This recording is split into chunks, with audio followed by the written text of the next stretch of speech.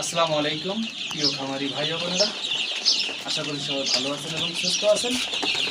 আমি খুলনা হাঁস মুরগির ফার্ম থেকে মোহাম্মদ আজিজুল ইসলাম রানা বলছিলাম। প্রিয় খামারি ভাই বোনেরা, আজকের দেখাবো আমাদের খামারে কীভাবে বাচ্চা বোর্ডিংয়ে আছে এবং ফেসায় আছে।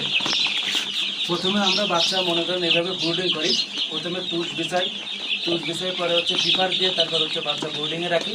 বোর্ডিংয়ে 1 সপ্তাহ রেখে হচ্ছে আমরা খাঁচায় দিয়ে বাচ্চা রাখি।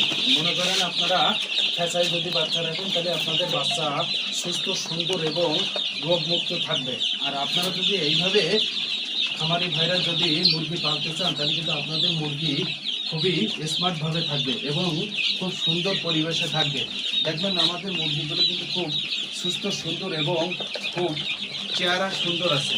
আপনারা যদি আমাদের মতন এইভাবে খামার করতে চান তাহলে আপনারা অনেক লাভবান হবেন, কারণ আমাদের সেই খামারে রোগমুক্ত, কিন্তু কোনো রোগ নাই।